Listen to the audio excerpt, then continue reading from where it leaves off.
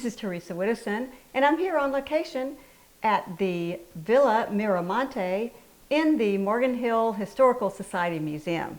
I'm here to talk to Kim Moreno, who is a playwright, composer, historian, and a Morgan Hill native son, about his upcoming musical, The Ballad of Johnny Law. You'll learn all about it here. Welcome to the Arts in Morgan Hill.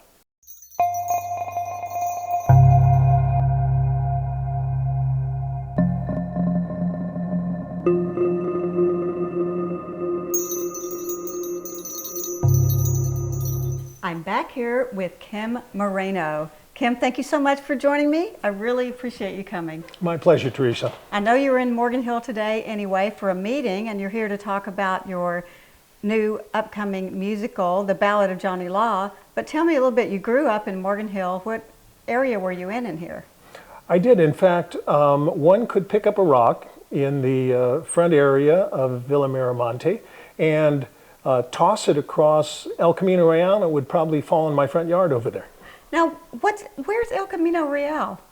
The El Camino Real is a historic road that was forged by the Padres back when they created the original 21 missions in California. However, as the modern era approached, it became the same pathway as the modern Highway 101.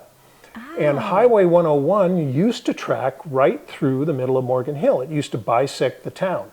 And that's part of the story of the play. So Monterey Road used to be 101. Wait, how's it go?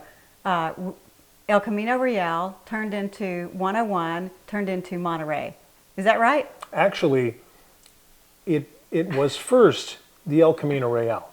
Then it was the Monterey Road. Thank you for correcting me. And eventually turned into Highway 101. And of course, Highway 101 now bypasses Morgan Hill. So it turned back into Monterey Road. Right. Oh, We've how always funny. kept that name. Well, that road has gone through a lot of changes, although it's never moved. It's kind of interesting. All the rest of us have. The road hasn't. Yeah, right. Yeah, that's too sad in there. Oh, that's all right. We grew up and matured and got wiser and stronger and, better for it. There you have it. All right, we digress quite a bit here. Let's go back to your Johnny Law, Ballad of Johnny Law. I looked on your website and read that your excerpt that you have about it, and I want to share it with everyone so we can then elaborate more about it. All right, with Thank you. Okay, so let's see. Let's read this. It is the wartime 40s. A small town in Steinbeck, Central California, bisected by the historic El Camino Real, now the busy Highway 101, reels from the impact of the modern world with its speed, thrill-seeking, crime, corruption, war, and clash of cultures. The town turns to a young, brash, yet charismatic outsider to protect its identity and innocence, which we still have today. What ensues is a story of suspense, magic, romance, comedy, and community empowerment. That's quite a statement there, Kim. That is, and I will even go past that and say that this is Morgan Hill's own musical play. I don't tend to publicize that when I'm in other communities talking about the play because I like to portray the story as a story about a generic town along the El Camino Real in Steinbeck country. But in Morgan Hill, where people know me and know my family, it would be hard for me to avoid saying that this is obviously about Morgan Hill, and it's obviously about some people who lived here. I have, in writing this story, I've taken a mix of actual characters that many people are familiar with from this town, and fictional characters. I've taken actual events and fictional events and hopefully turned them into a story that will be the explanation of where Morgan Hill empowered itself and when.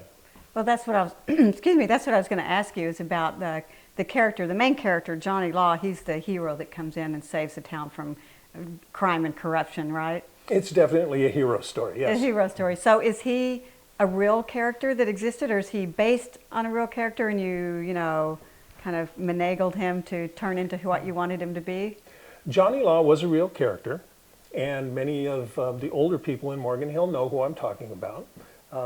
Again, in this case, Johnny Law was my father. Ah, so it's And- not, but it's not his real name. No, Oh, okay, okay. no, but his I his like name that was Johnny Law, though. Oh, okay, Johnny. So the purposes of the play, Johnny Law is fine. And one of the other main characters is Elena, who is his, romantic object of romance. Is that your mother? Yes, it is. Oh, that's good to know. And kept it in the family. the third person in the triangle, because this is a story of romance, is a person named Hal Davis, who was a world-class athlete and known as the world's fastest human back in the 40s. And so that's another of the actual characters in the play. Yet another is Bing Crosby. Oh, Bing. And yes, that Bing Crosby. That Bing. And the reason I've included Bing Crosby is that Bing during the 40s, he lived on the peninsula. And of course, he was very active in Hollywood because he was at the apex of his career in films, in recording, and in radio at that time. And he loved to take road trips. And he was getting his roadster or whatever he was driving, and he would head south on Highway 101 toward Hollywood. And he frequently stopped off at Harry's Bar at the Skeels Cafe, which is located right here in Morgan Hill. Does that place still exist? The building still exists, and there's a wonderful restaurant. And What's the restaurant that's there now? the restaurant is now called the Ladera Grill. Oh, Ladera. Oh, so that's the Right. building. Oh, Yeah. interesting. Was the whole area there, or just that building? Was it? I don't know. I should know what Morgan Hill looked like because we had Ian Sanders on with his views of Morgan Hill on Right. our other show, Talk of the Town. But I haven't memorized that whole book. So was that the main building at that time, or? On that corner, there was a fairly well-defined downtown area for Morgan Hill, even back in the teens. And I think that's when that hotel was built, in the teens. So he would come down. Would he stay at the hotel, or would just stop for No, the he watering wouldn't stay hole? overnight. He would stop in for, just a little pick-me-up, and then he'd get back on the road. But he was a very regular attendee.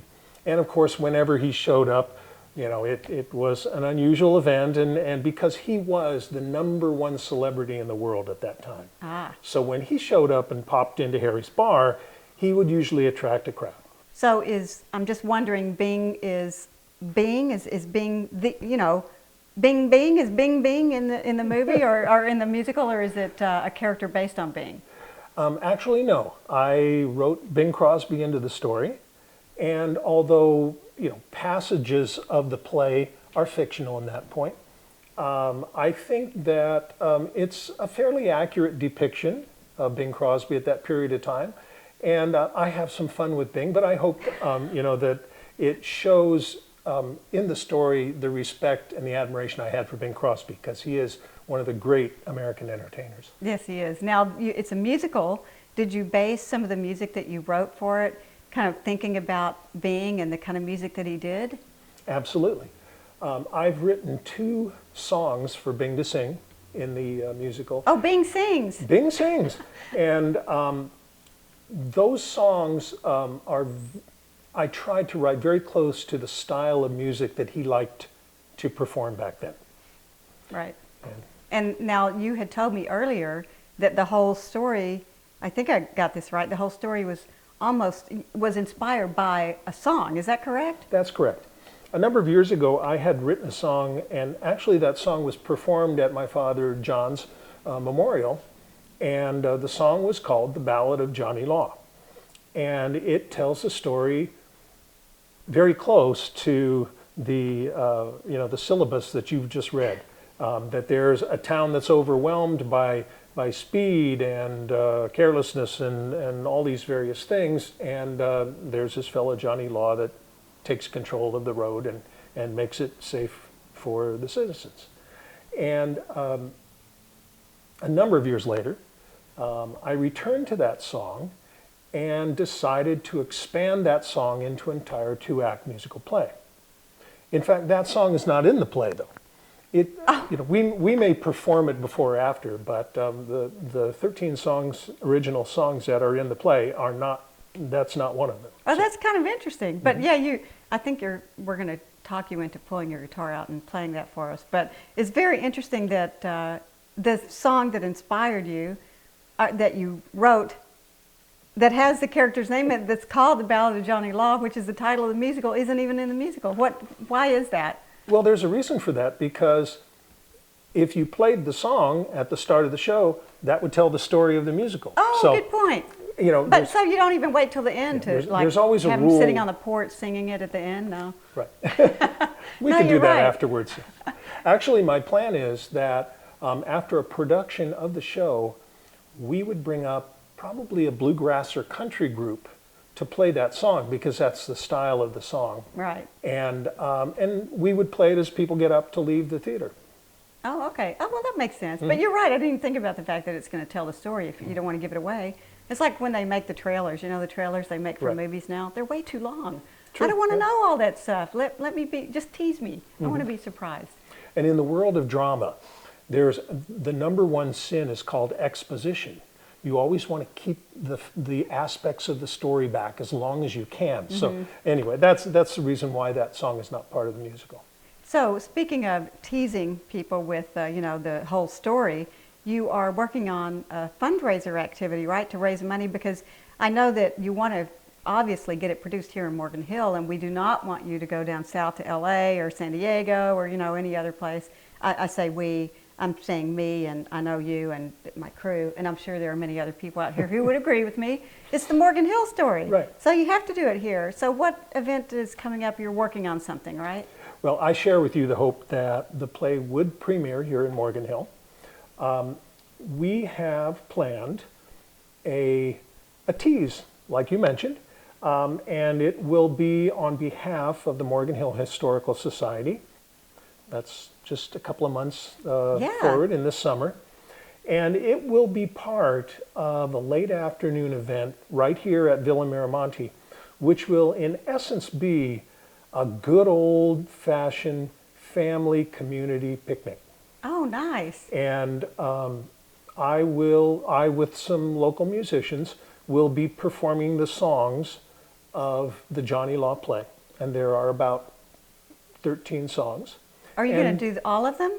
We'll try. Oh, that's great. And there will be some other music that will fold in also. Right. And without giving away the plot of the story, I will try to explain how those songs came about. And what we hope is that people will come to this event, they'll bring their family, they'll bring a big, you know, blanket to throw out on the lawn and have a good old-fashioned picnic and listen to the music, dance on the pavement out there, and just make new friends, run into old friends, and enjoy the blessing that is living in Morgan Hill. And you know, that it's for those who haven't been out here into the Villa Miramonte, it's really beautiful. I had seen it from the road, but I had never really, you know, I kept meaning, oh, I'm going to stop, and you know, life gets in the way. Finally, I, you know, had to stop today, but I had come to see it the other day as well. And it's really beautiful, the rose garden and the benches, and you're right, it's got the little pavement area out front, be a great place to dance. And the building itself is just beautiful. So it's a great way, hopefully, to raise money for your musical, get people to know that it's here, make them come, right? Or not make them, but give them a good reason to come and check out the Historical Society and all the stuff that's here. So you're planning on, once the fundraiser is done, and I'm going to assume it's going to be successful, what is your goal for when you would like to actually start producing the musical here in Morgan Hill? We actually had planned a premiere production of this musical, and I was working with South Valley Repertory Theater toward holding that in either late August or early September of this year, 2012. However, the Repertory Theater had a calamity occur with their playhouse, and they had to, you know, step back from a number of commitments that they had made for the 2012 season. So we hope to, you know, look toward 2013 to hold that premiere here in Morgan Hill. Great. Well, give you more opportunity for additional fundraising if you need it, which hopefully you won't, but you might. You know, give you some more time to do that and get all your directors and cast and all that stuff ready to go. I want to clarify that the fundraiser that we will be entertaining for here is not a fundraiser for the play. It's a fundraiser for the Historical Society itself. Oh, okay. Thank you. And it's also going to be a membership drive. This town has so much civic pride and an awareness of its history. We hope to be inclusive to more people to be a part of the Morgan Hill Historical Society, to become members, to become contributors, to take leadership positions and come down and share what their research and what their understanding and what their family history is with regard to Morgan Hill. Oh, okay. And so this is also a membership event. So it's And a fundraiser for the Historical Society. That's correct, A yes. membership drive, basically. But you, as the play producer, will hopefully benefit from it because really you are telling a story about Morgan Hill's history with this musical. So it's a good purpose for them to, you know, maybe steer some money in your direction if they so see it. Is that kind of the... Well, I'm primarily, after all those titles that you bestowed on me at the start of this interview, I'm a storyteller. And I love this story. I think the people of Morgan Hill will love this story as well as people in other communities because it is an everyman story about every little community that fights against the outside world that's trying to take away its identity, and it fights for its identity and it empowers itself. That's what this story is all about.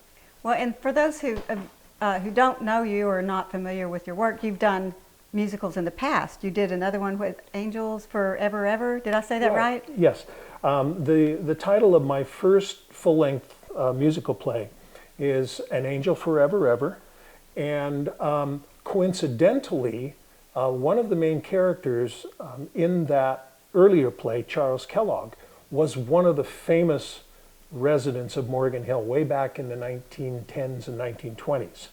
And that story follows the history of Charles and his wife and a very interesting person that came here from originally from New York, and she was the heiress of the Kodak fortune. Oh. And she followed Charles here because she saw him as a spiritual advisor and maybe a romantic. There might have been a little romance in there. And of course, my story explores that. And she followed him here and bought a sizable number of ranches and created a large piece of property called Fountain Oaks. And it's directly east of Morgan Hill.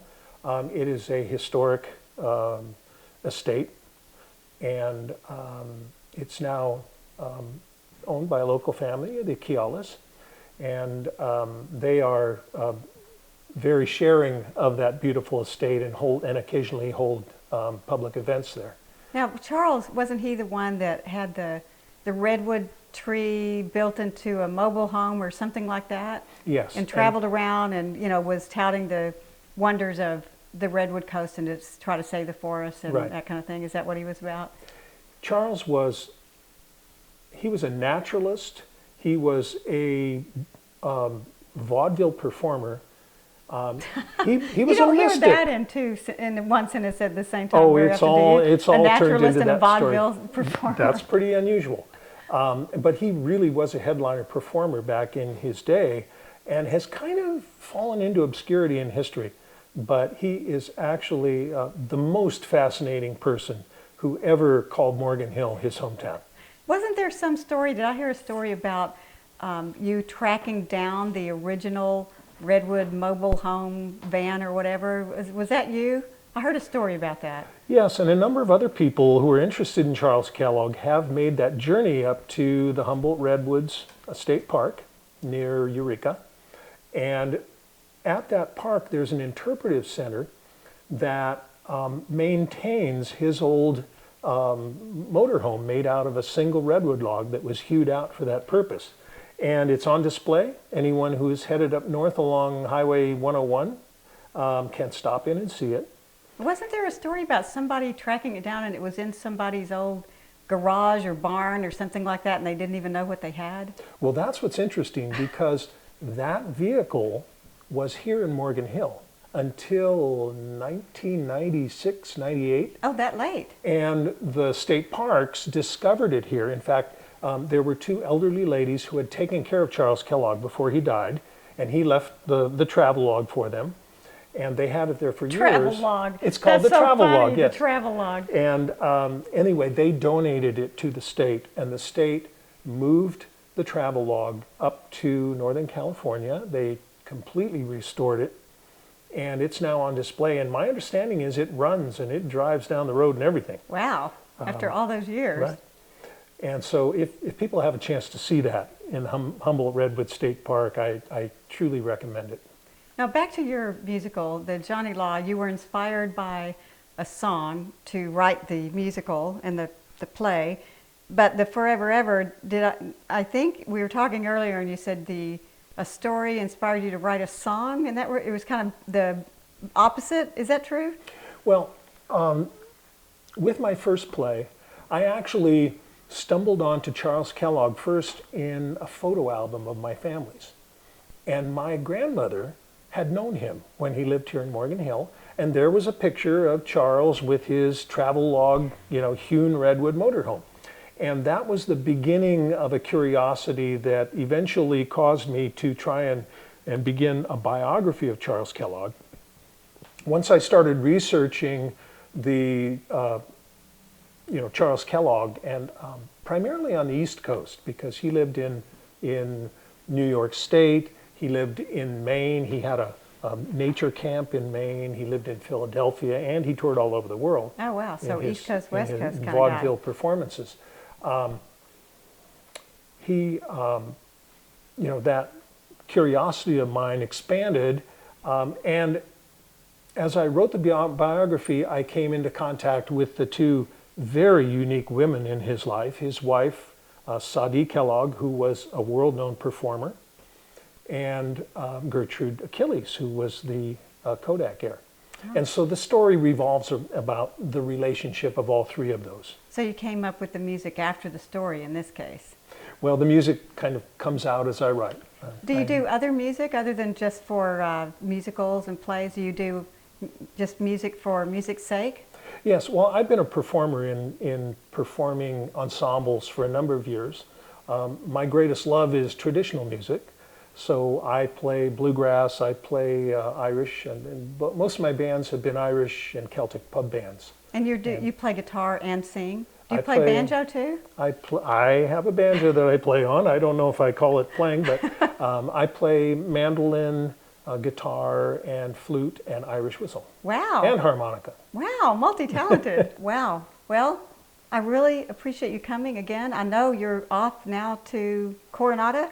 Are you back to Coronado? Back to my home. Right. Well, thanks so much for coming and appreciate it. It's been my pleasure. Thank you.